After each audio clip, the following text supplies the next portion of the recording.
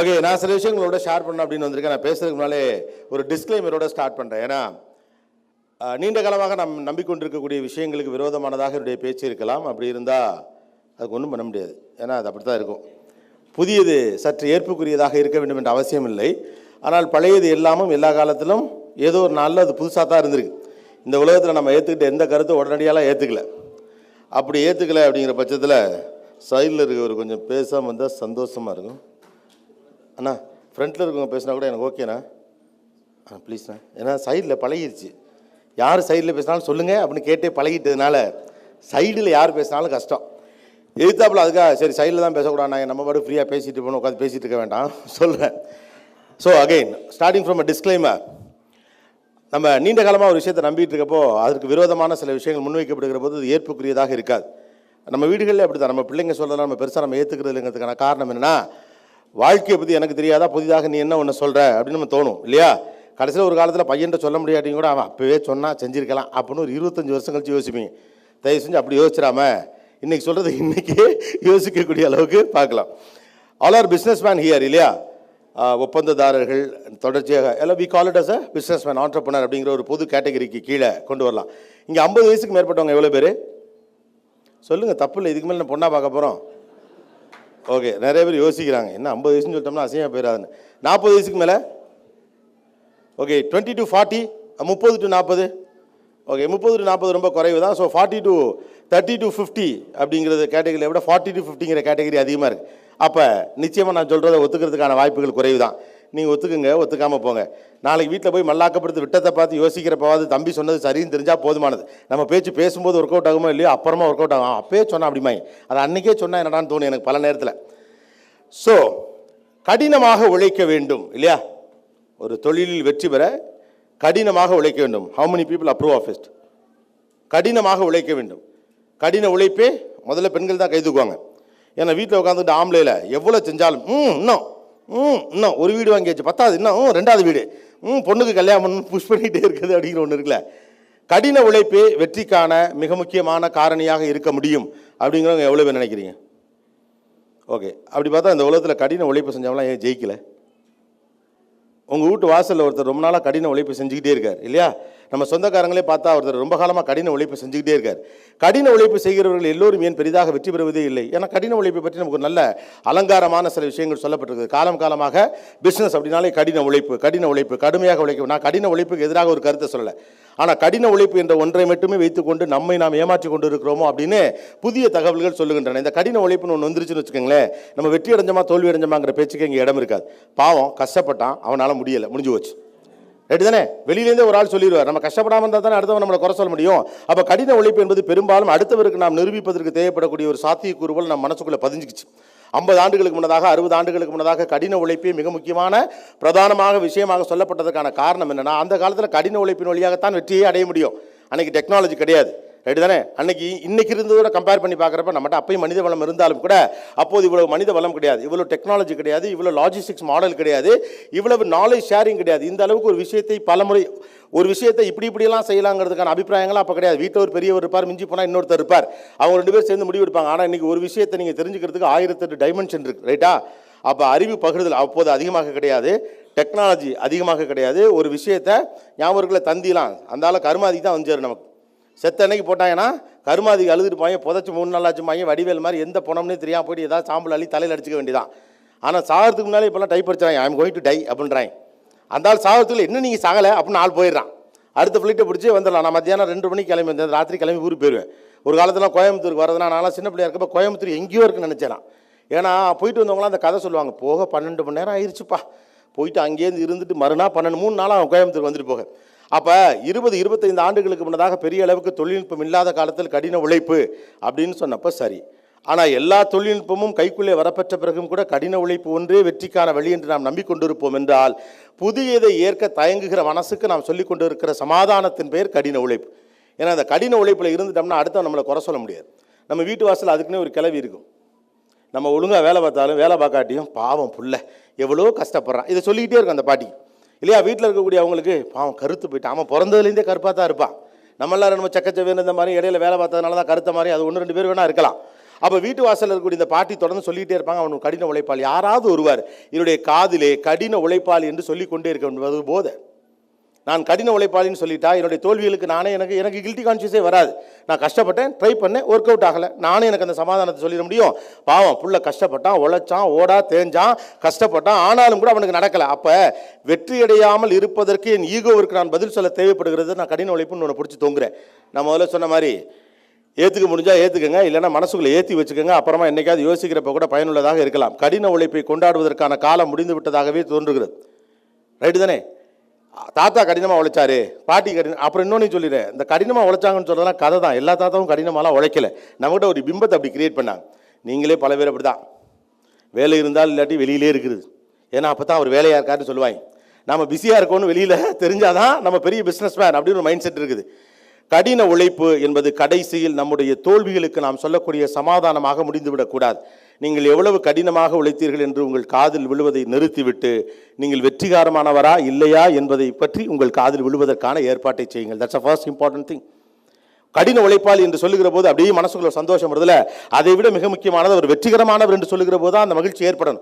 நமக்கு வெற்றி அடைவதில் ஒரு சின்ன சந்தேகம் இருக்கிற போது நான் துணைக்கு வைத்துக் கொள்கிற சாக்கின் பேர் கடின உழைப்பு. நான் கடினமாக உழைக்கிறேன். கடின உழைப்பு ஒரு கட்டத்தில் அடுத்தவருக்கு நிரூபிப்பதற்கான விஷயமா மாறுது. அடுத்தவருக்கு நிரூபிப்பதற்கான விஷயமாக அது மாறுகிற போது இது செயற்கையான ஒரு விஷயமா மாறும். 5 நிமிஷத்தில் செய்ய வேண்டிய வேலை எதுக்கு 5 மணி நேரம் இழுத்து போட்டு செய்யணும்? ஒரு விஷயத்தை அரை மணி நேரத்தில் செஞ்சிட முடியும், அது எதுக்கு 3 நாள் இழுத்துக்கிட்டே செய்யணும்?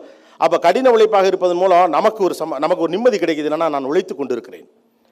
நீங்கள் தொடர்ச்சியாக கடின உழைப்பை மட்டுமே நம்பிக்கொண்டிருந்தால் பிஸியாக இருக்கலாம், அதில் எந்த பிரச்சனையும் கிடையாது. ஆனால் வெற்றிகரமானவராக இருக்க முடியுமா என்பதுதான் கேள்வி. நான் பார்த்த வரைக்கும் எனக்கு தொழில் அடிப்படையில் எனக்கு கிடைத்த வாய்ப்பில் நான் நிறைய பெரிய மனிதர்களை சந்திச்சிருக்கேன். மிகப்பெரிய நிறுவனங்கள், பல்லாயிரக்கணக்கானவர்கள் பணி செய்யக்கூடிய நிறுவனத்துடைய அதிபர்கள், பல்லாயிரம் கோடி ரூபாய் புரளக்கூடிய நிறுவனத்தின் தலைவர்கள், இவங்க எல்லாரையும் என்னுடைய தொழில் நிமித்தமாக நான் சந்திப்பதற்கான வாய்ப்பு கிடைத்திருக்கிறது. பேட்டி எடுப்பதற்கான சந்தர்ப்பங்கள் கிடைச்சிருக்கு. இவங்க எல்லாரும் ஃப்ரீயாக தான் இருக்காங்க. எனக்கு தெரிந்த மிகப்பெரிய மனிதர்கள் எல்லோரும் ஃப்ரீயாக தான் இருக்காங்க. தமிழகத்திலேயே மிகப்பெரிய அளவுக்கு தொழில் செய்து கொண்டிருக்கக்கூடிய ஒருவர்கிட்ட நான் அப்பப்போ பேசுவேன். அவர் நிறைய விஷயங்கள் எனக்கு சொல்லுவார். அவர்கிட்ட நான் பேசுகிறப்ப நான் உங்களை பார்க்கணும் அப்படின்னு ஒரு மெசேஜ் போட்டேன்னா, எப்போன்னு சொல்லுங்கள், இந்த மாதத்தில் உங்களை எப்போது நான் சந்திக்கலாம்? ஏன்னா ரொம்ப பிஸியாக இருக்கக்கூடிய ஒரு ஆளை இந்த மாதத்தில் எப்பொழுது நான் உங்களை சந்திக்கலாம்னா அடுத்த நிமிஷம் அவர் மெசேஜ் பண்ணுவார். ஃப்ரீயாக தான் இருக்கேன் வாம்பர். நான் பிஸியாக இருப்பேன். யார்? பல்லாயிரம் கோடி ரூபாய் புரட்டக்கூட பிஸியாக தான், நான் ஃப்ரீயாக தான் இருக்கேன் வாம்பர். போய் பார்த்தோம்னா ஃப்ரீயாக தான் இருப்பார். என்னங்க இப்படி ஃப்ரீயாக இருக்கீங்கன்னு கேட்டால், நான் எதுக்கு பிஸியாக இருக்கணும் அப்படின்னு கேட்குறாங்க. அப்போ பிஸியாக இருக்கிறதுங்கிறது கிட்டத்தட்ட ஒரு வியாதி. ஏன்னா பிஸியாக இருந்தால் தான் எல்லா சால்ஜாப்பும் சொல்லலாம். கல்யாணத்துக்கு போகாமல் இருக்கலாம், பொண்டாட்டியில் முகம் கொடுத்து பேசாமல் இருக்கலாம், பிள்ளைகளுடைய படிப்பில் கவனம் இல்லாமல் இருக்கலாம். ரெடி தானே? நல்லது கிட்டத்துக்குலாம் போக வேண்டியது. அவர் பிஸி. எதுக்கு கேட்டாலும் நான் பிஸி. ஃபோனுக்கு பதில் சொல்ல நான் பிஸியாக இருக்கேன். ஒன்று மட்டும் நம்ம ஞாபகத்தில் வச்சுக்கணும், எதையுமே செய்ய நேரம் இல்லைன்னா அவன் பேர் பிஸியான ஆள் கிடையாது. எல்லாத்தையும் செய்ய யாருக்கு நேரம் இருக்கோ அவன் தான் பிஸியான ஆள். எல்லாவற்றையும் செய்ய யாருக்கு நேரம் இருக்கிறதோ அவர் தான் பிஸியான ஆளே ஒழிய எதையுமே செய்ய நேரம் இல்லை என்று சொல்லுவோம் என்றால் நம்மிடம் நேர மேலாண்மை இல்லை என்பது அர்த்தம். இதுக்காக நீங்கள் கடின உழைப்பை புறந்தள்ள வேண்டும் என்று சொல்லவில்லை. கடின உழைப்புக்கு பின்னால் திட்டமிடுதல் வேண்டும். அதுதான் இங்கே சிக்கல். கடின உழைப்பை நம்ம ஹோலிஸ்டிக்கான ஒரு விஷயமா பார்க்கிறப்போ, கடின உழைப்புக்கு பெரிய பெரிய அலங்காரங்கள் பூட்டுகிறப்போ, கடின உழைப்பு ஒரு தெய்வாதீனமான ஒரு அனுகூலம் போல பார்க்கிறப்போ, கடின உழைப்பு குறித்து நாம் தீர்மானமான திட்டங்களை உருவாக்கவே முடியவில்லை. கஷ்டப்பட்டு உழைச்சிக்கிட்டே இருக்கேன். என்னதுக்கு உழைச்சிக்கிட்டே இருக்கேன் எனக்கு தெரியவே இல்லையே. ரிசல்ட்டே வராது. எதுக்கு பிடிச்சி தொங்கணும்? நடக்கவே நடக்காதுங்கிற விஷயத்தை பிடிச்சி தொங்குறதுக்கு பேர் விடாமுயற்சியா வீண் முயற்சியா? ஒரு விஷயம் நடக்கவே நடக்காதுன்னா அதை பிடிச்சி தொங்குறதுக்கு பேர் நான் கடின உழைப்பாளி, இது எப்படி மீட்டே தீர்வேன்னோ. பிஸ்னஸ் அப்படி கிடையாது. உங்களுடைய அனுபவத்தின் அடிப்படையில் இது ஒர்க் அவுட் ஆகாதுன்னு தெரிஞ்சால் அதை விட்டுவிட்டு அடுத்த வேலையை பார்க்கணும், அல்லது டைவர்சிஃபை பண்ணுறது பேர் தான் பிஸ்னஸில் புத்திசாலித்தன்மை ஒழிய, மாறாக நான் கடின உழைப்பாளி என்று பெயர் எடுப்பதற்காக நான் அதை தொடர்ந்து செய்து கொண்டே இருக்க வேண்டும் என்ற எந்த அவசியம் இல்லை. நீங்கள் கடினமாக உழையுங்கள், ஆனால் திட்டமிடுங்கள். திட்டமிடாத இந்த உழைப்பு இனி வீண். திட்டமிடாமல் நடக்கிற எந்த உழைப்பும் வீண். யோசிச்சு பாருங்கள், எவ்வளோ பேர் இந்த சமூகத்தில் உழைச்சிக்கிட்டே இருக்காங்க. சில பேர் மட்டும் ஜெயிக்கிறான், சில பேர் அதே இடத்துல இருக்கான். நமக்கு தெரிஞ்சு 3 தலைமுறையாக ஒரே வேலையை பார்த்து கொண்டு இருப்பவர்கள் பல பேர் உண்டு தானே? 3 தலைமுறையாக ஒரே வேலையை பார்த்து கொண்டு இருப்பவர்கள் பல பேர் உண்டு. நீங்களாம் இன்றைக்கி கான்ட்ராக்ட் அந்த பிஸ்னஸில் இருக்கீங்க. உங்களுக்கு தமிழ்நாட்டில் எவ்வளோ பிள்ளைங்க வேலை கிடைக்கிறாங்களா? ஆள் கிடைக்குதா என்ன? நீங்கள் செய்யக்கூடிய பணிகள் உங்களுக்கு கீழ் பணி செய்வதற்கான ஆட்களை உங்களால் தமிழ்நாட்டிலிருந்து பெருசாக கொண்டு வர முடியுதா? கொண்டு வரவே முடியாது. ஏன்? 3 தலைமுறைக்கு முன்னால் கொண்டு வர முடிஞ்சு, இப்போயும் கொண்டு வர முடியல. 3 தலைமுறைக்கு முன்னால் இங்கே இவ்வளோ ஆள் இந்த வேலையெல்லாம் பார்க்கறதுக்கு இருந்தாங்களே, இப்போயும் இல்லை. தமிழ்நாடு தான் அதுக்கான ஃபர்ஸ்ட் மாடல். முதல் தலைமுறையில் ஒருத்தர் சித்தால் வேலையில் இருந்திருப்பார். நீங்கள் உங்கள் தாத்தா கிட்ட ஒருத்தர் சித்தாலாக பணி புரிந்திருப்பார். உங்கள் வீட்டில் சின்ன சின்ன அடுப்படியில் ஓட்ட விழுகிறத தொடங்கி நீங்கள் கட்டின கட்டடம் வரைக்கும் அவர் தான் செஞ்சுக்கிட்டே இருந்திருப்பார். 2வது தலைமுறையில் அந்த சித்தாலின் மகன் கொத்தனாராக பதவி உயர்வு பெற்றிருப்பார். அவர் வளர்ந்திருப்பார். காரணம் ஒரு சின்ன திட்டமிடல் இருந்துக்கிட்டே இருக்கும். அந்த சித்தால் தன் மகனும் சித்தால் ஆகக்கூடாது என்பதற்காக அவருக்கு அடுத்த லெவல் நுவான்சஸ் சொல்லிக் கொடுப்பார். அப்போ படிப்பு பெரிய அளவுக்கு கை கொடுக்காத காலம் அல்லது படிப்பு எல்லாருக்கும் வாய்க்காத ஒரு காலத்தில் இருந்தபோது தன்னுடைய அனுபவ அறிவின் வழியாக என் வேலையை நீ செய்யணும்னு சொல்லவே மாட்டார், அடுத்த லெவலுக்கு எடுத்துகிட்டு போவார். தேர்ட் ஜென்ரேஷனில் அவங்க பையன் பிஇ சிவில் இன்ஜினியரிங் முடிச்சுட்டு அதே பில்டிங்க்கு இன்ஜினியராக வந்து உட்காந்துருவான். நடந்திருக்கா இல்லையா? அது தமிழ்நாட்டில் நடந்திருக்கா இல்லையா? ஏன் இது வடநாட்டுக்காரங்களால் முடியலை? 5 தலைமுறை ஏன் அதே வேலையை பார்க்குறாங்க? உங்களுடைய எல்லா பணிகளையும் செய்வதற்கான ஆட்களை நீங்கள் வடநாட்டிலிருந்து கொண்டு வந்து இறக்குவதற்கான காரணம் என்னன்னா, இங்கே உழைப்பின் பின்னால் திட்டம் இருக்குது. அந்த உழைப்பின் பின்னால் இருந்த திட்டம் தான் உங்களை இந்த அளவுக்கு இது பண்ணியிருக்கு. ஆனால் அதை கான்சியஸாக செய்யணுங்கிறதா இப்போ இருக்கக்கூடிய சிக்கல். 3 தலைமுறையாக நம்ம தமிழ் சமூகத்தை கவனித்து பார்த்தீங்கன்னா உங்களுக்கு தெரியும். தமிழ் சமூகம் இல்லை, இந்திய சமூகத்துக்குள்ளே பெரும்பாலும் நீங்கள் ஒன்று கவனிக்கலாம். 3 தலைமுறையாக பணக்காரனாக இருந்தவன் கிடையாது, 3 தலைமுறையாக ஏழையாக இருந்தவன் கிடையாது. நம்ம வீட்டில் எல்லா ஊர்லேயும் ஒரு வீடு இருக்கும், பழைய வீடு. இந்த வீட்டில் ஒரு பணக்காரங்க இருந்தாங்கன்னு ஒரு கதை உண்டு. எல்லா வீட்லையும் எல்லா ஊர்லேயும் நீங்கள் போய் பாருங்கள், ஒரு சிறு கிராமம் சின்ன டவுன் எல்லாத்துலையும் நீங்கள் போய் பார்த்தீங்கன்னா ஒரு வீடு ஒன்று இருக்கும். அந்த வீடு வாழ்ந்து கட்ட குடும்பத்திற்கான அடையாளமாக ஒரு வீடு எல்லா ஊர்லேயும் இருக்குது. ஏன் நிற்கிது? தாத்தா சம்பாதிப்பார், அப்பா லைட்டாக அதை சேவ் பண்ண பார்ப்பார், பையன் வந்து அழிச்சு விட்ருவான், சோழி முடிச்சு. அதுக்கடுத்து 3 தலைமையில் முடிஞ்ச பிறகு மறுபடி. அதனால நம்ம எல்லாட்டையும் ஒரு கதை இருக்குது. இங்கே இருக்கக்கூடிய 50% பீப்புள்கிட்ட ஒரு கதை இருக்கும். எங்கள் தாத்தாட்ட அந்த காலத்திலே 5 அம்பாசிடர் கார் இருந்துச்சான். இந்த கதையை எப்படி 50% பேர் வச்சுருக்காங்கன்னு எனக்கு தெரியவே இல்லை. காரணம் என்ன? அப்போ 3 தலைமுறைக்கு முன்னால் ஆரம்பித்த ஒன்று 3வது தலைமுறையில் விழுகிறது என்றால் நம்மிடம் திட்டமிடல் என்று அர்த்தம். நம்ம வேலை பார்க்கறது பேசிக்கிட்டே இருக்கோம், நாளை காலை இதை செய்யணும் அதை செய்யணும், இதை திட்டமிடல் நினச்சிக்கிறோம். கிடையாது. இந்த வேலையின் வழியாக நான் எதை ஈட்டப் போகிறேன், இந்த வேலையின் வழியாக என்னுடைய ரிசல்ட் என்ன, இங்கே எந்த பொண்ணு எவ்வளோ கஷ்டப்பட்டுச்சு, இப்போ லேபர் பெயின் என்ன, எபிடியூரல் கொடுத்தாங்களா, புள்ள குறுக்க விழுந்துச்சா, கழுத்தில் போய் மாட்டிக்கிச்சா, அறுத்து எடுத்தாங்களா, இல்லை அதுவாக வந்துருச்சா, அந்த அம்மாவுக்கு மூச்சு பிடிச்சிச்சா, இதெல்லாம் எந்த கேள்வியும் எவனும் கேட்கறது இல்லை. யார் கேட்பா? புருஷனோ மாமனாரோ மாமியாரோ இந்த கவலையெல்லாம் படுவாங்க. வெளியில் ஒருத்தர் சொந்தக்காரர் வந்தோடனே கேள்வி உங்கள்கிட்ட என்ன கேட்பாரு? ஆம்பளை பிள்ளையா பொம்பளை பிள்ளையா? அவ்வளோதான். People just need results. Business needs result, not sentiments. Business need results, not sentiments. நாம் இப்போ இந்த சென்டிமெண்ட்டுகளை மாட்டிக்கிறோம். கடினமாக உழைக்கிறேன். அந்த கடினமான உழைப்பு தேவைப்பட்ட காலத்தில் தேவைப்பட்டுச்சு. 30 ஆண்டுக்கு முன்னதாக கடின உழைப்பு மிகச்சிறந்த விஷயமாக இருக்கலாம். இன்றைக்கே கடின உழைப்பு மிகச்சிறந்த விஷயமாக இருக்க வேண்டும். முன்னால் ஒரு மனிதனால் செய்த வேலையை இன்று ஒரு கால்குலேட்டர் செஞ்சிருது, ஒரு கம்ப்யூட்டர் செஞ்சிருது, ஒரு ஃபோன் செஞ்சிருது. அப்போ எல்லா வேலையும் செய்வதற்கான நேரம் குறைந்த பிறகு technology adoption is the first important thing a businessman needs to carry where conservative businessman is not ready to accept அப்படின்னு சொல்கிறாங்க. இந்தியாவோட மிக முக்கியமான சிக்கல்களில் ஒன்று, தொழில்நுட்பத்தை ஏற்றுக்கொள்வதற்கு நம்முடைய கன்சர்வேட்டிவ் மைண்ட் ஏற்றுக்கல. ஏன் அப்படின்னா, நான் கடினமாக உழைத்து தான் மேலே வரணும் அப்படின்னு நம்ம நினைக்கிறோம். எல்லாரும் 1 லட்ச ரூபா ஃபோன் கையில் வச்சுருக்கீங்க இல்லையா? 50,000 ஃபோன் 70,000 ஃபோன் இல்லைன்னு சொல்லவே முடியாது. ஏன்னா உலகத்திலே அதிகமான ஸ்மார்ட் ஃபோன் வாங்கும் தேசம் இந்தியா, உலகத்திலே அதிக ஸ்மார்ட் ஃபோன் தயாரிக்கிற தேசம் சைனா. ஆனால் அவன் சுவிட்ச் வச்ச ஃபோன் தான் வச்சுருக்கான். எல்லாத்தையும் நம்மகிட்ட விட்டு அவங்க நல்லா இருக்காங்க. நமக்கு வேணுமோ வேணாமோ எல்லாரும் ஆளுக்கு ஒன்று வச்சுருக்கோம். 2 ஃபோன் வச்சுருக்க பிஸ்னஸ் மேலாம் எனக்கு தெரியும். ஒரு ஃபோன் பேசுறது, இன்னொன்று போன இடத்துல வைக்கிறதுக்கு. ரைட்டா இல்லையா? போன இடத்துல அப்பா ஆப்பிள் ஃபோன் வச்சுருக்கான். இப்போ எல்லா ஃபோனும் ஒரே மாதிரி தான் இருக்குது. 11,000 ஃபோன் அப்படி தான் இருக்குது, 15,000 ஃபோன் அப்படி தான் இருக்குது, 1 லட்ச ரூபா ஃபோன் அப்படி தான் இருக்குது. ஆனால் 1 லட்ச ரூபா கொடுத்து வாங்கினமே அதில் பச்சை சூச்சி சிவப்பு சூச்சியை தவிர நமக்கு ஏதாவது தெரியுமா என்ன? அதில் எது என்னென்னா, அங்கேருந்து அப்போ தான் பயல்கிட்ட கேட்டு இது என்னன்னு தெரியலாது, இது தொட்டேன் எங்கேயோ போயிடுச்சு, கால் போயிருக்கும், அரை மணி நேரமாக பேசிக்கிட்டே இருப்போம். இந்த டச்சு ஃபோனே எனக்கு வரவே மாட்டேங்குது. வேறு வழியே இல்லை, நீங்கள் டச் ஃபோனை கற்றுக்க தான் வேணும். அதை லாக் பண்ணணும்னு எனக்கு தெரியவே இல்லை. அப்போ டெக்னாலஜி மீது நமக்கு ஒரு சின்ன அவர்ஷன் இருக்குது. Please accept the technology, that is no other go. எப்போ நீங்கள் டெக்னாலஜி அக்செப்ட் பண்ணீங்களோ அப்போ உங்களுக்கு டைம் மிச்சமாகும். டைம் மிச்சமாகிறப்ப மட்டும்தான் நம்ம எவ்வளோ தூரம் சும்மா இருக்கோங்கிறதே தெரியும். இப்போ நம்ம சும்மா இல்லை, நம்ம மனசுக்கு சொல்லணுங்கிறதுக்காகத்தான் வேணுமோ வேணாமோ எல்லா வேலையும் இழுத்து போட்டு பார்த்துக்கிட்டே இருக்கும்.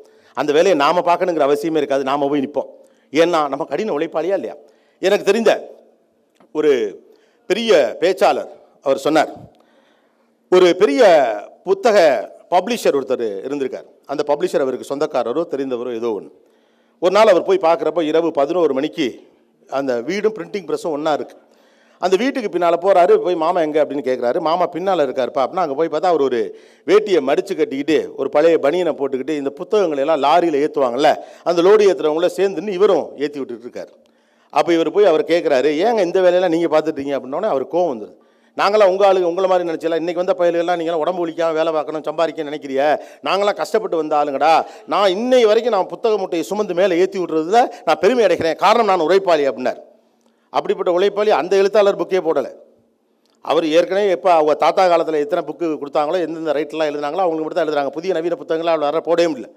அவர் சொல்லியிருக்காரு, மாமா இப்போ நீ கோவமாக இருக்கேன்னு நினைக்கிறேன், நான் போயிட்டு வந்து உங்கள்கிட்ட பேசிக்கிறேன்னு சொல்லிட்டு வீட்டுக்கு போயிட்டு ஃபோன் பண்ணியிருக்காரு 10 மணிக்கு. இப்போ நீ கோவம் இல்லாமல் இருக்கியா, கோவத்தோடு இருக்கியா? இல்லை நான் கோவமாக தான் இருக்குது, என் உழைப்பு நீ அசிங்கப்படுத்திட்டேன், நீங்களாம் இன்றைக்கி இருக்கவங்களாம் மேல் வலிக்காமல் வேலை பார்க்கணும்னு நினைக்கிறீங்க, இந்த காலத்து பிள்ளைகளுக்கு பொறுப்பே கிடையாது, நான் முதலாளிங்கிறதெல்லாம் என்றைக்குமே நினச்ச கிடையாது, இன்றைக்கி வேலையாளர்களோட சேர்ந்து நின்று நான் அதை ஏற்றி விட்டேன், அதை நீ எப்படி தப்பாக பேசுகிறேன் அப்படின்னோடனே அவர் வீட்டுக்கு வந்திருக்காரு. ஒன்றே ஒன்று தான் வச்சுருக்காரு, நீங்கள் 40 ஆண்டுகளாக புத்தக பிரசுரம் செய்யக்கூடிய பணியிலே இருக்கிறீர்கள், சரிதானே? ஒரு மனுஷன் ஒரு விஷயத்தை 40 ஆண்டு காலம் தொடர்ந்து செய்கிற போது அந்த மூளை இயல்பாகவே அது குறித்த ஞானத்தை பெற்றிருக்கும், ரைட்டு தானே? By doing a thing continuously that நீங்கள் ஒரு 10 வருஷத்துக்கு முன்னால் இந்த தொழிலில் வந்தப்போ உங்களுக்கு அந்த துறை சார்ந்து இருக்கக்கூடிய ஞானமும் இன்றைக்கு அதில் நீங்கள் விருப்பப்பட்டு வந்தவங்க கொஞ்சம் பேர் இருக்கலாம், விருப்பப்படாமல் வந்தவங்க கூட கொஞ்சம் பேர் இருக்கலாம். ஆனால் ஒரு விஷயத்தை நீங்கள் தொடர்ச்சியாக செய்கிற போது அது நேர்த்தியாக செய்வது எப்படிங்கிற அறிவு உங்களுக்கு இயல்பாகவே 10 ஆண்டுகளில் கிடைச்சிருக்கும். அப்போ 40 ஆண்டுகளாக 30 ஆண்டுகளாக தொடர்ச்சியாக புத்தக பிரசுரம் செய்யக்கூடிய ஒரு பணியில் இருக்கிற உங்கள் மூளைக்கு ஒரு வேலை இருக்குது, உங்கள் மூளைக்கு ஒரு வலு இருக்கிறது. இந்த தொழிலையே நீங்கள் இருந்து இருந்து இருந்து இந்த தொழிலை எப்படி செய்ய வேண்டும் என்று நீங்கள் விரும்பினாலும் விரும்பாவிட்டாலும் இந்த மூளை பழகி இருக்கும். இந்த மூளைக்குன்னு ஒரு வேலை இருக்குது, இந்த மூளைக்குன்னு ஒரு ஞானம் இருக்குது. இந்த மூளையை வைத்துக்கொண்டு நீங்கள் மூட்டை தூக்க வேண்டிய அவசியம் இல்லை, 300 ரூபா கொடுத்து அவனை ஏற்றி விட சொல்லுங்க அப்படின்ட்டு.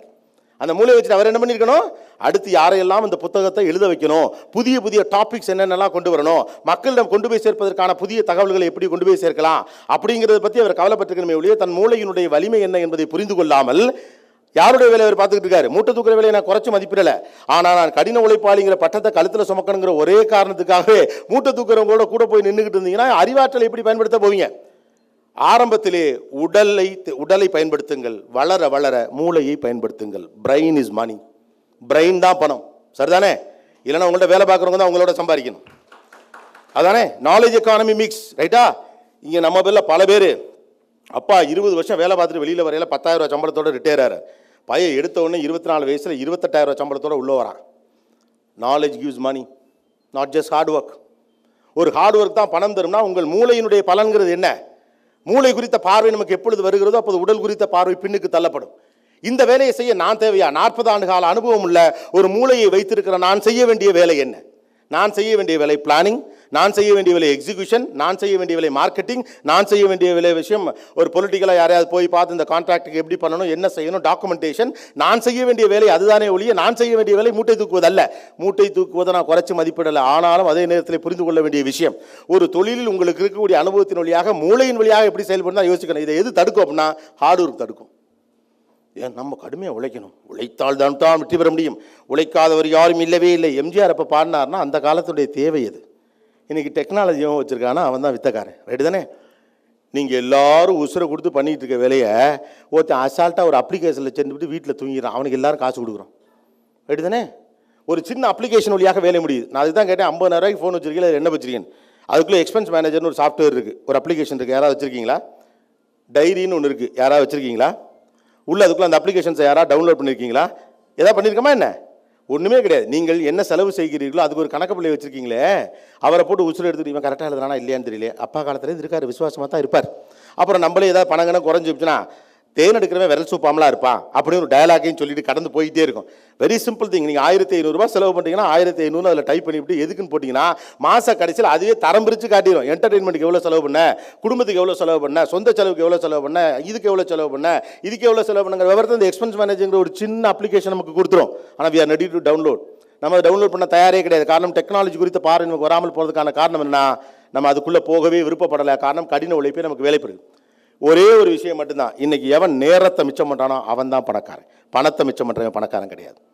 எவன் நேரத்தை மிச்சம் செய்கிறானோ அவனே பணக்காரன். ஒரு காலகட்டத்தில் நேரம் தெரியாமல் வேலை பார்க்கிறவன் பணக்காரனானான், இன்றைக்கு நேரத்தை மிச்சப்படுத்துகிறவன் பணக்காரன் ஆகிறான். அவ்வளவுதான்.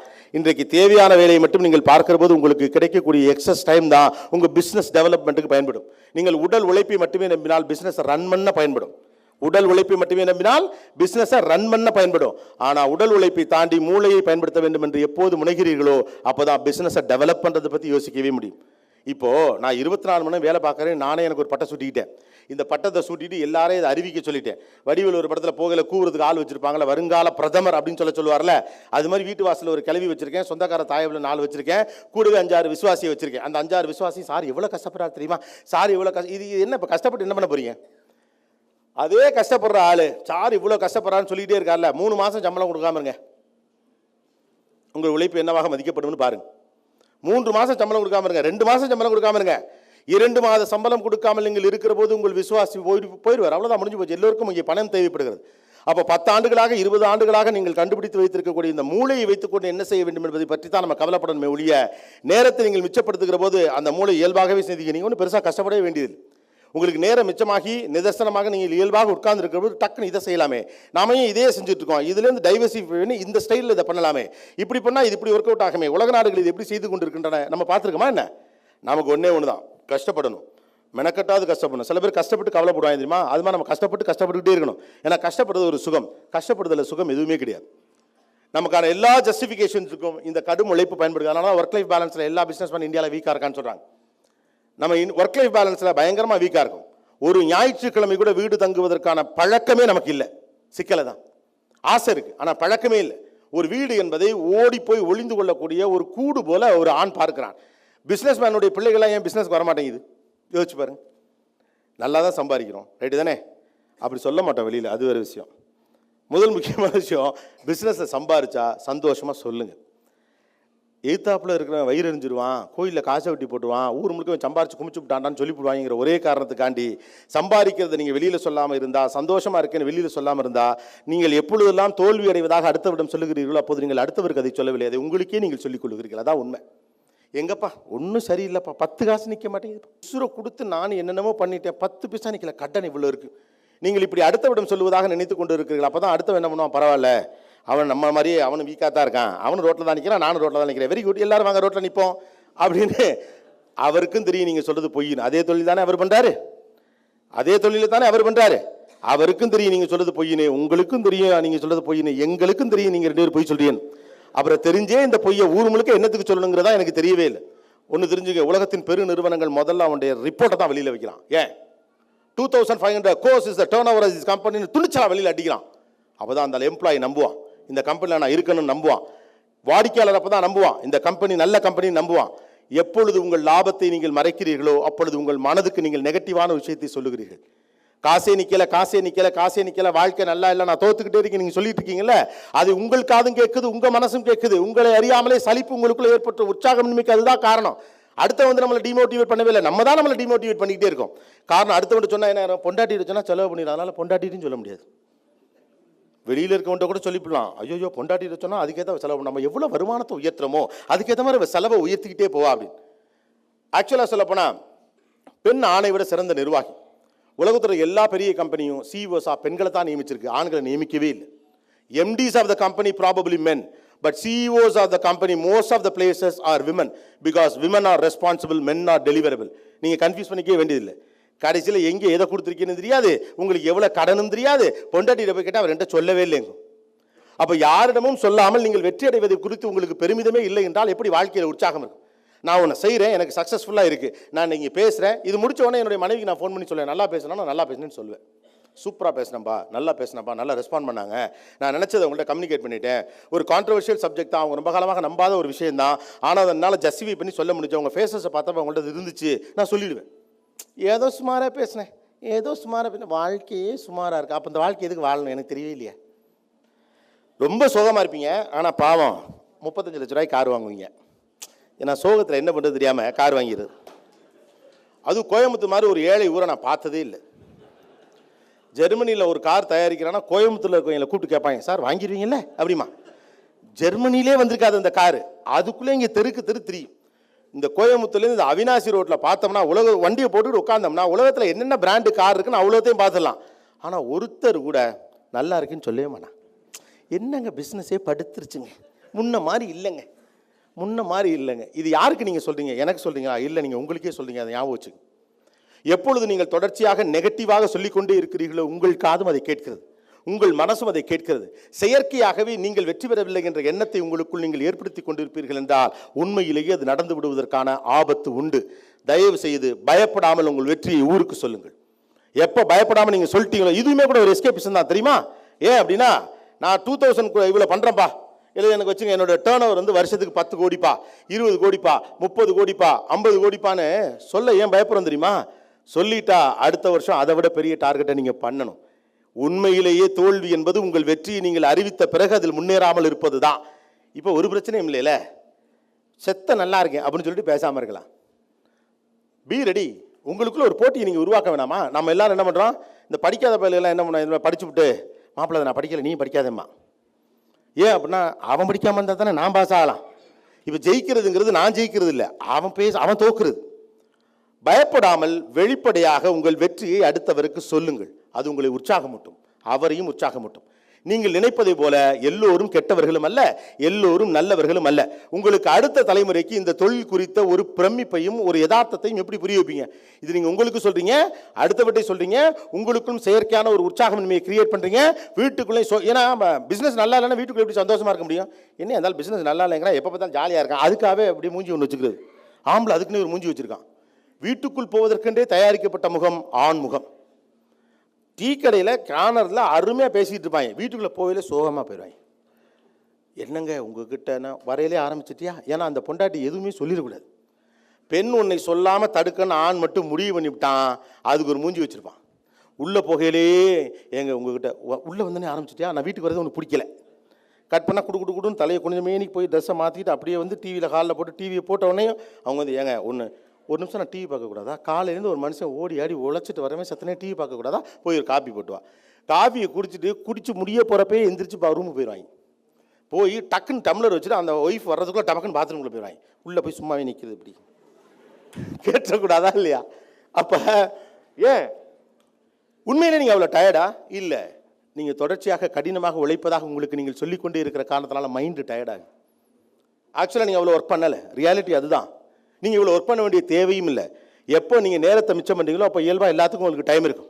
இதான் என்கிட்ட சொல்லிட்டு இருக்கியா, அப்புறம் என்னத்துக்கு நீ வீட்டில் இருக்க, அப்புறம் என்னத்துக்கு நீ வீட்டில் இருக்க, பையன் ஒழுங்காக படிக்கல, அப்புறம் அதை கூட பார்க்காம நீ என்ன பண்ணுற? எல்லாத்தையுமே அவங்க பார்த்துருவாங்க, நீங்கள் என்ன தான் பார்ப்பீங்க? எல்லா பொறுப்பும் அவருடைய இதென்றால் இப்போ நம்ம என்ன தான் பார்ப்போம்?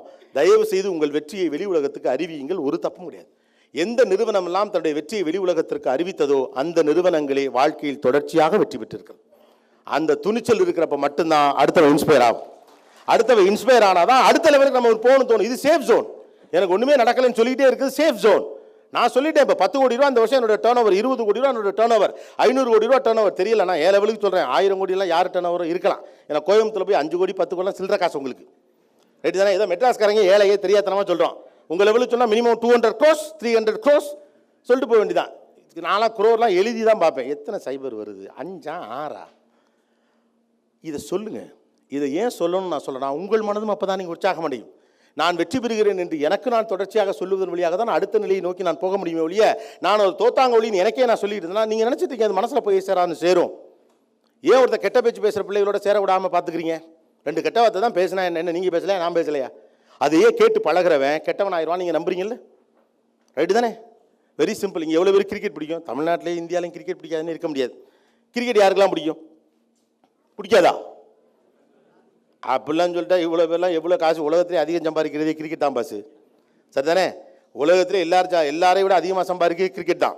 ஒரு இன்ஸ்டா போஸ்ட் போட்டால் 1.5 கோடி ரூபா கொடுக்கலானோ. எல்லாரும் கிரிக்கெட் பிடிக்குதுல்ல. யாருக்கெல்லாம் தோனி பிடிக்கும்? பிடிக்கும். இப்போ தோனி வந்து ஒரு மேட்ச்சுக்கு போகிறார், விளையாடுறதுக்கு போகிறார். நீங்கள் கோயம்புத்தூரில் இந்த ஹோட்டலில் ரூமை போட்டு, ஏன்னா உங்கள் லெவலுக்கு பேசுவோம், நாங்களாம் வீட்டில் உட்காந்து பார்ப்போம், நீங்களாம் ஒரு வேர்ல்டு கப் ஃபைனல்லாம் என்ன செட்டப்போட பார்ப்பீங்கன்னு நான் அறிவேன். ஓகே, ஏழைகள்ங்கிறதுனால ரெசிடென்சியில் ரூம் போட்டு எல்லாம் ஜாலியாக ஃப்ரெண்ட்ஸ்லாம் உட்காந்து பார்த்துட்ருக்கீங்க. ஆஸ்திரேலியாவில் மேட்ச் நடக்குது, India versus Australia final world கப்பில் அப்படின்னு வச்சுக்கலாம். நம்ம அது நடக்கலை, எதனா கற்பனையிலே செய்வோம். உள்ளே வரப்போ மேட்ச் போயிட்டே இருக்குது, நிறைய விக்கெட் விழுந்துருச்சு. தோனி உள்ளே வராப்பில் அப்போ கமெண்டேட்டர் சொல்ல, த Xavier has come to the field. Xavier உள்ளே வந்துட்டார், இவர் கேப்டன் ஆஃப் த டீம் வந்து அடித்து இது பண்ணுவார், இவருக்கு இது பழக்கம். இந்த மாதிரி சூழ்நிலைகளை தோனி பலமுறை கையாண்டு இருக்கிறார். அதனால் தோனி இந்திய அணிக்கு வெற்றி வாகை சூடி தருவார் அப்படிலாம் அந்த கமெண்டேட்டர் சொல்லிகிட்டே இருக்கிறார். இப்போ உங்கள் பக்கத்தில் ஒரு ஃப்ரெண்டு உட்காந்துருக்காப்புல, அவர் டக்குன்னு சொல்கிறாப்புல, பாரு இப்போ தோனி டக் அவுட் ஆயிடுவான் அப்படின்னு. உடனே நீங்கள் என்ன பண்ணுவீங்க? அவன் வாயை பொத்துவீங்களா மாட்டீங்களா? ஏன்? தோனிக்கு அவனுக்கு சம்மந்தமே இல்லை. தோனி ஜார்க்கண்டுக்காரன், நம்ம ஆள் தமிழ்நாட்டில் உட்காந்துருக்காப்புல. மேட்ச் நடக்குது ஆஸ்திரேலியாவில், நமக்கு அவங்களுக்கு 5 மணி நேரம் வித்தியாசம். கோயம்புத்தூர் ஒரு ஊர் இருக்க விஷயமே தோனிக்கு தெரியுமான்னு தெரியாது. அதில் ஒருத்தர் ரூம் போட்டு உட்காந்து டிவியில் மேட்ச் பார்த்துட்டு இருக்காங்கிற விவரம் தெரியவே தெரியாது, சம்பந்தமே இல்லை. ஆனாலும் கூட இவருக்கு கிரிக்கெட்டும் தெரியாது, சும்மா பொழுதுபோக வந்தவன். கூட இருந்த குமார் மாப்பிள்ளை மேட்ச் பார்க்குறேன் வாரியாங்கிறதுக்காக கூட வந்தவன் தான், அவனுக்கு கிரிக்கெட்டும் தெரியாது. ஏன் அவன் வாயை பத்துறீங்க? கிரிக்கெட் தெரியாத ஒருத்தன், தோனியை தெரியாத ஒருத்தன், ஆஸ்திரேலியா எங்கே இருக்குன்னே தெரியாத ஒருத்தன், இவன் சொல்லி ஒன்றும் ஆக போகிறதுலாம் உங்களுக்கு தெரியும். ஆனாலும் கூட வாயை பத்துறீங்களே ஏன்? தருத்திரம் முடிச்சவன் சொன்னது பழிச்சிருச்சுனான்னு பயம். ரைட்டா? அதனால வாயை பத்துறீங்க. யோசிச்சு பாருங்க, சம்பந்தமே இல்லாத எவனோ ஒருத்தர் சொல்கிற வார்த்தையை தோனியை தாக்கிடுனா உங்களுக்கே நீங்கள் சொல்லிக்கிட்டே இருக்கீங்களே நான் ஜெயிக்கலேன்னு, அது உங்களை காலி பண்ணிடாதா? சொல்லாதீங்க. Be happy to announce that you are successful. இது ஒரு பழைய நடைமுறை. ஒரு 30 வருஷத்துக்கு முன்னால் பயங்கரமாக ஜெயிச்சவங்கலாம் பாருங்களேன், ரொம்ப சாதாரணமாக தான் சொல்லுவாங்க. இன்றைக்கி இருக்கக்கூடிய ஆளாக பாருங்கள், மார்க் ஜூக்கர்பர்க்லேயும் தொடங்கி சின்ன பசங்கள்லாம் ஜெயிக்கிறானுங்களே. இப்போலாம் பெருசாக 70 வயசில் ஜெயிக்கிறவங்களாம் குறைஞ்சிட்டான். 40 வயசில் ஓஹோன்னு ஜெயிச்சு 45 வயசில் எல்லாத்தையும் நாட்டுக்கு கொடுத்துட்டு மறுபடியும் வீட்டுக்கு போயிடுறாங்க. ரைட் தானே? பில்கேட்ஸ்லாம் எல்லாத்தையும் எப்போ ஏதாவது செலவு பண்ணுங்கடா, எவ்வளோ எதாவது செலவு பண்ணுறது பெரிய எல்லாம் இருக்குது, பணத்தை என்னது கடுப்பாக இருக்குது, நீங்களே பார்த்து ஏதாவது பண்ணுங்கன்னு கொடுத்துட்டு போயிடறான். அப்போ சிறு வயதிலே வெற்றி பெறுவதற்கான வாய்ப்பு அதிகம் இருக்குது. அவன்லாம் எவ்வளோ ஓப்பனாக பேசுகிறான் பாருங்க. இவ்வளோ டர்ன் ஓவர், இவ்வளோ சம்பாரிச்சேன், ஒரு வருஷம் நாங்கள் இவ்வளோ சம்பாதிக்கிறோம், இப்போ 4000 கோடி சம்பாதிக்கிறோம், அடுத்த வருஷம் 8000 கோடி சம்பாதிக்க போகிறோம். எப்படி நல்லா இல்லைன்னு சொல்லி அடுத்தவனை நிம்மதியாக்குறத விட கொளுத்தி போட்டு அடுத்தவன் வயிற்றுச்சிலாக கொட்டிக்கலாங்கிறேன் நான். ரைட்டா இல்லையா? அட சண்டாலாம் பாவி சம்பாதிக்கிறானாம்ல, அவனும் சம்பாதிக்கட்டும் நீங்களும் சம்பாதிங்க. அவனும் சம்பாதிக்கிறான் நீங்களும் சம்பாதிக்கிறீங்க, என்னத்துக்கு 2 பேரும் மாற்றி இளவு பாட்டு பாடணும்னு நான் கேட்குறேன். உற்சாகப்படுத்துங்கள், அதுதான் அவசியம். இந்த உற்சாகமின்மை எங்கெல்லாம் வெளியில் வருது பாருங்க. ஒரு கட்டத்தில் உங்கள் மனது இதை நம்புகிறது, இந்த பிஸ்னஸ் நான் ஜெயிக்கலேன்னு தோணுது, இண்டஸ்ட்ரியை ஃபால் ஆனதாக தோணுது. Industry is doing good, not this industry, any industry is doing good. Actually வாடிக்கையாளருடைய எண்ணிக்கை அதிகரித்திருக்கு. 10 தொழில்கள் ரீட்டைல் செக்டர் பொறுத்தவரைக்கும் சொல்கிறேன். இன்னைக்கு இன்ஃப்ராஸ்ட்ரக்சரில் உலகத்திலே அதிகமான வேலை பார்த்து கொண்டிருப்பது இந்தியா தான். ரைட்டு தானே? 3ஆம் உலக நாடுகள்னு சொல்லப்பட்ட நாடுகளோட கணக்கு பண்ணி பார்க்குறப்ப இந்தியா தான் இன்ஃப்ராஸ்ட்ரக்சரில் மிகப்பெரிய அளவுக்கு வந்திருக்குது. இந்தியா மாதிரி இவ்வளோ பெரிய தேசத்தில் இவ்வளவு ரோடு இவ்வளவு பில்டிங் எங்கே பார்த்தாலும் கட்டிக்கிட்டு இருக்கு. ஊரில் காசே இல்லைன்னு ஒருத்தர் சொல்லிக்கிட்டே இருப்பான், டி நகரில் ஜாமான் இன்னைக்கு என்ன மாப்பிள்ள அப்படின்னா நகை கடை முழுக்க கூட்டம்டா அப்படிம்பாங்க. வரையில் பேசிட்டு வருவோம். அப்போ இன்ஃப்ராஸ்ட்ரக்சர் இஸ் ரூலிங். இன்ஃப்ராஸ்ட்ரக்சர் தான் எல்லாமும் அப்படிங்கிற ஒரு இடத்தை நோக்கி போயிட்டு இருக்கப்போ இந்த மார்க்கெட் எப்படி ஃபெயில் ஆச்சு, மார்க்கெட் எப்படி ஒர்க் ஆகலை அப்படி. மற்றபடி உங்கள் மைண்ட் வாய்ஸ்லாம் எனக்கு கேட்குது, சார் இன்றைக்கி ஒரு வேலை முடிக்கிறது இது கிடையாது சார், நம்மளாம் பண்ணால் அங்கே கொடுக்கணும் சார், இங்கே கொடுக்கணும் சார், அது சார் இது சார், அந்த கதைகள்லாம் தனி, எல்லாத்தையும் சேர்ந்து தான் பிஸ்னஸ் இல்லையா? நான் சரி தப்புன்னு சொல்லவில்லை. ஆனால் இயல்பாக உங்கள் மனசுக்குள்ளே தோல்வியாக என்னாதீங்க. இந்த பேச்சு உற்சாகமின்மை உண்டாக்கும். இந்த உற்சாகமின்மை வீட்டில் மகிழ்ச்சியை குறைக்கும். வீட்டில் மகிழ்ச்சியை குறைக்கிறப்ப பையன் பிஸ்னஸ்க்கு வரமாட்டான். அவ்வளோதான். எத்தனை பேர் உங்கள் வீட்டு பிள்ளையெல்லாம் இந்த பிஸ்னஸ்க்கு வர ரெடி? அவன் ரெடியாக இருந்தாலும் உங்கள் பொண்டாட்டியே விட மாட்டா. ஏன்னா நீங்கள் சந்தோஷமான புருஷனாகவே வீட்டில் இருந்தது இல்லை. ஏன் மகனாது அவன் பொண்டாட்டிக்கு சந்தோஷமான ஒரு புருஷனாக இருக்கட்டும். ஏன்னா நீங்கள் கடின உழைப்பாளியா இல்லையா? தூக்கம் வந்தாலும் காலையில் ஒருத்தனை எந்திரிக்கிறதுக்கு முன்னாடி எந்திரிச்சு போயிடணும். எல்லாரும் தூங்குற பிறகு தான் வீட்டுக்கு வரணும். இந்த டயலாகை மனைவி கல்யாண வீட்டிலாம் சொல்லணும். எங்கெங்க அவர் நாங்கள் எந்திரிக்கிறதுக்கு முன்னால் போயிடுறாரு, நாங்கள் தூங்கின பிறகு தான் வாராரு. இதை செய்கிறது யார்? இந்த வேலையை யார் பார்ப்பான்? நார்மலாக திருடன் பார்ப்பான். எல்லாரும் தூங்கின பிறகு வீட்டுக்கு யார் வருவா? அப்போது when there is nothing happiness in business, that why I have to get into this? நான் எதுக்கு இவ்வளோ கஷ்டப்படணும்? நான் ஏதோ ஒன்று படிச்சுட்டு பேசாமல் 25,000 சம்பளத்துக்கு போயிடறேன்டா. இது எதுக்கு நான் படாத பாடு? எங்கள் அம்மாலாம் சந்தோஷமாக தான் நான் பார்த்ததே இல்லை. Because this generation wants happiness இல்லையா? பணத்தினுடைய பண்பு என்பது ஒவ்வொரு தலைமுறைக்கும் மாறிக்கொண்டே இருக்குது. Meaning of money change every decade. ஒவ்வொரு தலைமுறையிலையும் பணத்துடைய அர்த்தம் மாறிக்கிட்டே இருக்கும். 50 வருஷத்துக்கு முன்னால் பணத்தை 70 வருஷத்துக்கு முன்னால் பணத்துடைய அர்த்தம் என்ன? ஒன்றை வாங்குவதற்கான ஒரு கருவி, அவ்வளோதான். எனக்கு இது வேணும். பணத்தை சேமித்து வைக்கலாம் யார் பெருசாலும் ஆசைப்படல. 75 வருஷத்துக்கு முன்னால் பெருசாலாம் யோசிச்சது கிடையாது. அண்ணன்ன தேவைக்கு தேவைப்படுதுங்கிறதுக்காண்டி ஏதோ ஒன்று வச்சுருக்காங்க, அது நாணயமாக இருக்கிறத கொடுத்து வாங்கிடும். அதில் கொஞ்சம் வளர வளர வளர வளர மனுஷனுக்கு எதிர்காலம் பற்றின சிந்தனைகள்லாம் வர வர ஒரு டீகேடுக்கு அப்புறம் என்ன மனநிலை வந்துச்சுன்னா, பணத்துடைய அர்த்தத்தின் பேர் ப்ரொடெக்ஷன், பாதுகாப்பு. எனக்கு மட்டும் போதாது, என்னுடைய பிள்ளைகளும் பத்திரமா இருக்குன்னா அந்த பணம்ங்கிற ஒரு கருவி வேணும் அப்படின்னு அவன் நம்ப ஆரம்பித்தான். அதுக்கப்புறம் தான் சொத்து சொங்கெல்லாம் வாங்க ஆரம்பித்தான். எப்படி தானே? ஒரு காலகட்டத்தில் யாராவது நிலத்தை மதிச்சாங்களா? இங்கே நமக்குலாம் ஆத்திரமா வரும். கோயம்புத்தூரில் தானே 50-70 வருஷமாக இருக்க, ஏக்கர் கணக்கில் வாங்கி போட்டுக்கலாம்னா அப்போல்லாம் யாரா தம்பி நிலம்லாம் வாங்கிட்டு இருந்தா அப்படிம்பாங்க. ஆனால் ஒரு தலைமுறையே நிலத்தை வாங்கி தான் இப்போ ஜெயிச்சிருக்கு. இன்னைக்கு யார்கிட்ட நிலம் இருக்கோ, நில உடைமை யாருக்கிட்ட இருக்கோ அவர் தான் பணக்கார். அப்போ 2வது தலைமுறை என்ன செஞ்சிச்சு அப்படின்னு கேட்டிங்கன்னா, இந்த பணத்தை ஒரு பாதுகாப்பு கருவியாக மாற்றுச்சு. The meaning of money in the next generation or the previous generation was to protect the next generation. என்னுடைய அடுத்த தலைமுறையை நான் பாதுகாக்க வேண்டும் என்றால் பணம் என்று ஒரு கருவி வேணும். So the meaning of money have been derived as protection in the second generation. இப்போ what is the meaning of money? இன்னைக்கு meaning of money என்ன? யோசிச்சு பாருங்க. Very simple. The meaning of money is fun. அவ்வளோதான். பணத்தினுடைய நோக்கம் மகிழ்ச்சியாகவும் கொண்டாட்டமாகவும் இருப்பது மட்டும்தான். நான் சம்பாதிக்கிறதே செலவு பண்ண தான். அதனால நமக்கும் நம்ம பிள்ளைகளுக்கும், நமக்கு இல்லை, நான் ரொம்ப வயசான மாதிரி யாரும், உங்களுக்கும் உங்கள் பிள்ளைகளுக்கும் சண்டை வர்றது அங்கே தான். நான் கஷ்டப்பட்டு சேர்த்தேன், அதை அழிக்கிறான், அதுக்கு தான் பிள்ளையே இருக்கான். வேற என்னத்துக்கு இருக்கான்னு நினைக்கிறீங்க? நீங்கள் கஷ்டப்பட்டு சேர்த்தேன். இந்த கஷ்டப்பட்டுங்கிறதே காமெடி. உங்களுக்கு பிடிச்ச விஷயத்தை நீங்கள் எப்படி கஷ்டப்பட்டு செய்வீங்க? எனக்கு புரியவே இல்லை. நீங்கள் எப்போ பிஸ்னஸில் நான் கஷ்டப்படுறேன்னு சொல்கிறீங்களோ அப்போவே நீங்கள் பிஸ்னஸில் டிஸ்இன்ட்ரெஸ்டடாக இருக்கீங்கன்னு அர்த்தம். I can vouch this. அவ்வளோதான். கஷ்டப்பட்டுங்கிற ஒரு விஷயத்தை நான் சொல்லுவதே நான் நிரூபிப்பதற்கான முயற்சி தான். அதானே ரியாலிட்டி? அதானே? உங்களுக்கு பிடிச்ச ஒரு விஷயம் உங்களுக்கு எப்படி கஷ்டமாக இருக்க முடியும்? நீங்கள் டிவியில் நீயா நான் பார்க்குறீங்களே, எவ்வளோ நேரம் வருது? 1 மணி நேரம் வருமா? விளம்பரம்லாம் தாண்டி ஒரு 45 நிமிஷம் வரும்னு நினைக்கிறேன் இல்லையா? அது ஒரு எபிசோட் எடுக்க எவ்வளோ நேரம் ஆகும்னு நினைக்கிறீங்க? 6 மணி நேரம் ஆகும். 6 hours நான் ஸ்டாப். சில டாப்பிக்லாம் போயிட்டு இருக்கல, உச்சம் வந்தால் கூட பிரேக் விட முடியாது. ஏன்னா திரும்ப அந்த டெம்போவை கொண்டு வர முடியாது. பிரேக்கை விட்டுட்டோம்னா அவங்களுக்கு அந்த டெம்போ போயிடும், அந்த யதார்த்தம் போயிடும், உண்மை வராது. கொஞ்சம் நாடகத்தனத்தோடு அவங்க பேசுறதுக்கான வாய்ப்பு இருக்குது. It's a battle. ஆனால் ஒரு நாளும் அது போர் அடிக்காது. ஏன்னா அது நமக்கு பிடிக்குது, அவ்வளோதான். நான்லாம் வீட்டுக்குள்ளே போகிறப்ப எல்லா சுவிட்சையும் ஆன் பண்ணுவேன், எல்லா சுவிட்சையும் ஆஃப் பண்ணுவேன். எந்த சுவிட்ச் ஃபேன் சுவிட்ச், எந்த சுவிட்ச் லைட்டு சுவிட்சுன்னு எனக்கு தெரியாது. நீங்கள் யாரை வேணாலும் என்ன வேணாலும் கேட்டுங்க. எங்கள் அம்மாட்ட போய் கேட்டிங்கன்னா உலகத்திலே பெரும் சோம்பேறி என் பிள்ளைன்னு எங்கள் அம்மா சொல்லுவாங்க. ஆனால் எனக்கு ஆனால் ஒரு நாள் கால் வலிச்சது கிடையாது, மேல் வலிச்சது கிடையாது, உடம்பு வலிச்சது கிடையாது, மனசு வலிச்சது கிடையாது. காரணம் ஐ லவ் இட், அவ்வளவுதான். இதில் என்ன கஷ்டப்படுறது செய்கிறதா இருக்குது? விருப்பப்பட்டு ஒன்றை நீங்கள் செய்கிற போது அது கஷ்டமாக இருப்பதற்கான வாய்ப்பே இல்லை. அப்போ கஷ்டம் என்று நீங்கள் சொல்லுவதே செயற்கையான ஒரு டேர்ம் தான். அது உங்களை சந்தோஷப்படுத்திக் கொள்ளவும், ஆசுவாசப்படுத்திக் கொள்ளவும், அல்லது உங்களை சார்ந்தவர்களிடம் நான் சிரமப்பட்டு தான் மேலே வந்திருக்கேன் என்ற வார்த்தையை சொல்வதற்கு தான். ஆனால் meaning of money of change, நான் சிரமப்படாமல் மேலே வரணும் தான் இப்போ இருக்க நினைக்கிறான். ரைட்டு தானே? அது நீங்கள் குற்றம் என்று பார்க்குறீங்க. நான் ஒன்று கேட்குறேன், ஏன் சிரமப்படாமல் மேலே வரக்கூடாது?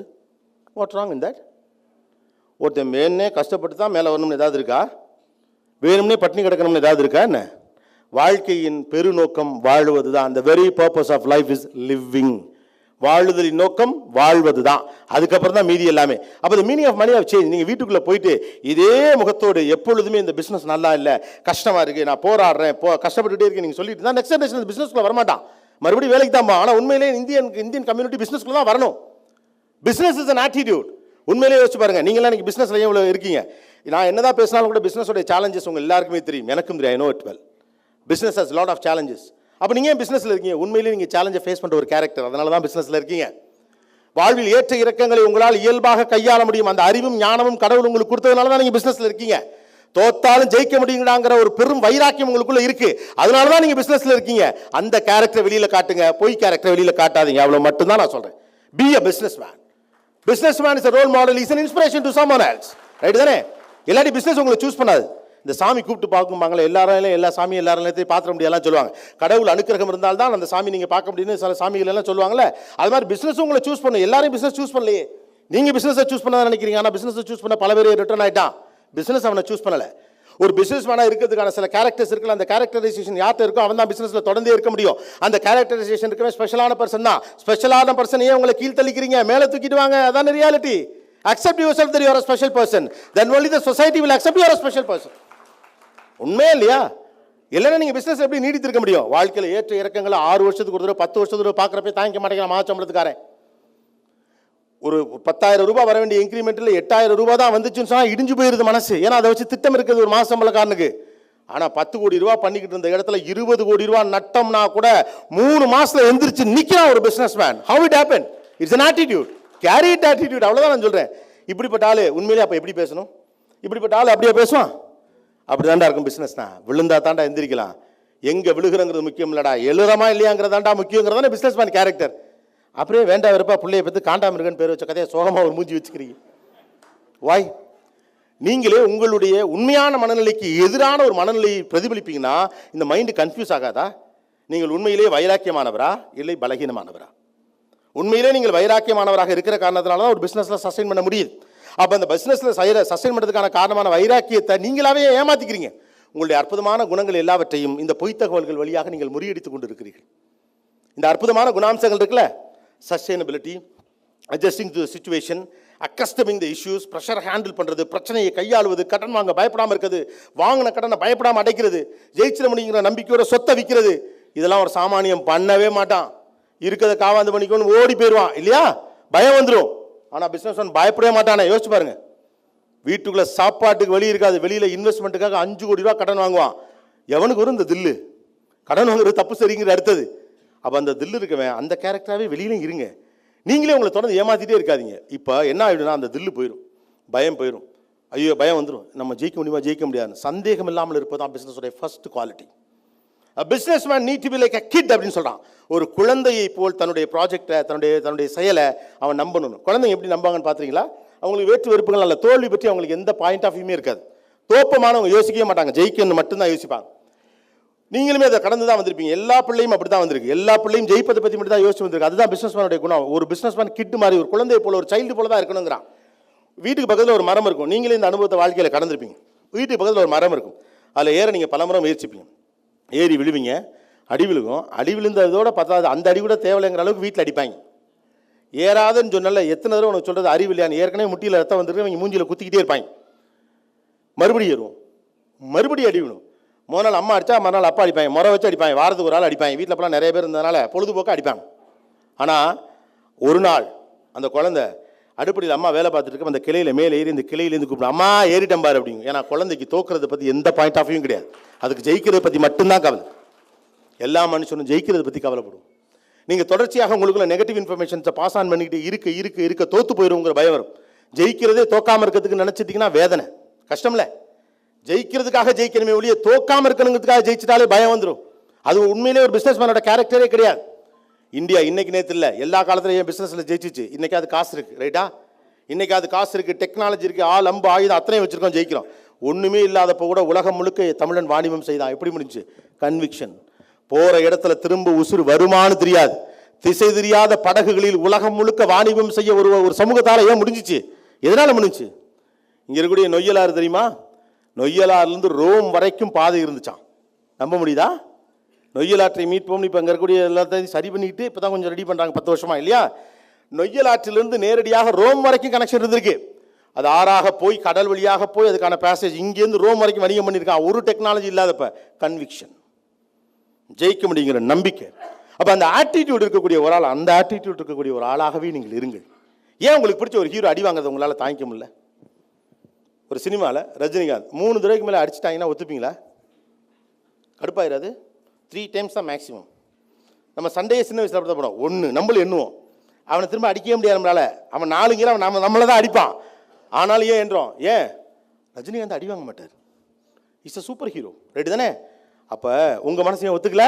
ஒரு சூப்பர் ஹீரோ 3 தடவைக்கு மேலே அடி வாங்க மாட்டான், பொறுத்துக்குவான், மன்னிப்பான், கோபமாவான், அடிச்சிருவான், ரைட்டு தானே? உங்களால் இன்னொரு சூப்பர் ஹீரோவே அடி வாங்குறத ஒத்துக்க முடியாதுன்னா உங்களுக்குள்ள இருக்க சூப்பர் ஹீரோவை தினந்தோறும் போட்டு அடிக்கிறீங்களே நெகட்டிவ் இன்ஃபர்மேஷன்ஸில், இது சரியா? உங்களுக்குள்ள இருக்க சூப்பர் ஹீரோவை நீங்களே அடிக்கிறீங்களே, இது சரியான்னு கேட்குறேன்னா? பலகீனமார்களாக நீங்களே உங்களை மாற்றாதீர்கள், குழந்தையை போல நம்புங்கள். அது வெற்றியை பற்றி மட்டும் தான் யோசிக்கும், தோல்வியை பற்றி கவலையப்படாது. எல்லாரும் வெற்றி அடைகிறதுக்காக தான் அந்த உலகத்தில் வந்திருக்கோம். நம்முடைய பிறப்பே நாம் எவ்வளோ கன்விக்ஷனான ஆளுங்கிறதுக்கான ஒரு அடையாளத்தை சொல்லுது. அம்மாக்கெல்லாம் சொல்லுவாங்க, உன்னை பெத்தெடுக்க எவ்வளோ சிரமப்பட்டேன் தெரியுமா அப்படிம்பாங்க, இல்லை? உண்மையிலே ஒரு பெண்ணின் பிரசவ வேதனை என்பது பெரும் வேதனை. தாயா குழந்தையா அப்படிங்கிற அளவுக்குலாம் ஒரு காலத்தில் இருந்து இன்றைக்கி வழியில்லா பிரசவம் வரைக்கும் நம்ம வளர்ந்துருக்கிறோம். அப்பாக்குள்ள ரோல்லாம் அந்த பிரசவ தண்ணிக்கெல்லாம் பெரிய வேலை கிடையாது. அந்த காரிடாரில் லெஃப்ட் ரைட் நடக்கணும். குழந்தை பிறந்த உடனே அதை கொண்டாந்து காட்டுவாங்க. அப்படியே லேசாக சோகமாக சந்தோஷமாக மகிழ்ச்சியாக ஒரு கலவையான எக்ஸ்பிரஷன் காட்டணும். அப்புறம் நர்ஸுங்களுக்குலாம் ஸ்வீட் வாங்கி கொடுக்கணும். இதோடு முடிஞ்சு அதுக்கப்புறம் அன்னைக்கு பசங்களுக்குலாம் நைட்டே கிளம்பிடுவாங்க, என் ஃப்ரெண்டுக்கெல்லாம் பார்ட்டி கொடுக்க, அப்பா ஆகிட்டேன் பெரும் வேலை முடிஞ்சிருச்சு அப்படிங்கிற லெவலுக்கு கிளம்பிடுவாங்க. ஆனால் பெண்ணின் வேதனை என்பது பெரும் வேதனை தான், உண்மை தான், யாரும் இல்லைன்னு சொல்ல. அதனால தான் அம்மாக்கெல்லாம் அடிக்கடி இதை சொல்லிகிட்டே இருப்பாங்க. பிள்ளை சாப்பிடலைன்னா கூட சொல்லிவிடுவாங்க, உன்னை பெத்தெடுக்க நான் எவ்வளோ சிரமப்பட்டு தெரியுமா? ஸ்கூலுக்கு போகலன்னா உன்னை பெத்தெடுக்க நான் எவ்வளோ, பிள்ளைலாம் கடுப்பாயிரம்மா, சரிம்மா விடுமா போகிறோமா, அதுக்காக ஏமா பெற்றதெல்லாம் சொல்கிறேன். ஆனால் அறிவியல் ரீதியாக கவனித்து பார்க்கிற போது ஒரு பிரசவத்திலே தாய்ப்படும் வேதனையை விட பிள்ளைப்படும் வேதனை தான் பெருசு. உங்களுக்காவது எல்லாம் இருக்குது. இன்றைக்கி வழியில்லா பிரசவம் வரைக்கும் போயிட்டான். இப்போலாம் முன்னாலே ஒரு கவுன்சிலிங்லாம் நடத்துவாங்க. பிரசவத்தின் போது என்ன நடக்கும், இப்போ உங்கள் பிள்ளைகளுக்குலாம் அது இருக்குது, உங்கள் காலகட்டத்தில் இருந்துச்சா அப்படிங்கிறது தெரியல. அவங்க புருஷனையும் கூட்டிட்டு வான்னு சொல்லிட்டு உனக்கு பிரசவம் எப்படி நடக்கும்னு சொல்லிக் கொடுப்பாங்க. எபிடியூரல்லாம் எப்படி போடுவோம், பெயின் இல்லாமல் இருக்குன்னா இவங்களே கேட்குறாங்க, எபிடியூரல் கொடு அப்படிங்கிறாங்க. முன்னாலாம் காரணம் வறண்டால் நடந்துக்கிட்டு இருந்தாங்க. முன்னால் ஒரு 50 வயசில் இப்போ பெரியவங்களாம் இருக்கவங்களுக்குலாம் நல்ல வாழ்க்கை. ஏன்னா பிள்ளைய உள்ளே பெற்றுக்கிட்டு இருக்கல, அது மட்டும் தான் கஷ்டப்படும். இப்போலாம் எங்கள் சட்டையை பிடிச்சி இழுத்துட்டு போயிருதுங்க, புருஷனை வாடாங்குது, அவன் பயந்து நிற்கிறான். ஐயோ என் ஃப்ரெண்டு ஒருத்தர் நான் சொன்னேன், மாப்பிள்ளை போகாத, பயமாக இருக்கும்டா, நம்ம வீரன் நினச்சிக்கிட்டு இருக்கோம்டா, உள்ளே போனால் பதட்டமாக இருக்கும்.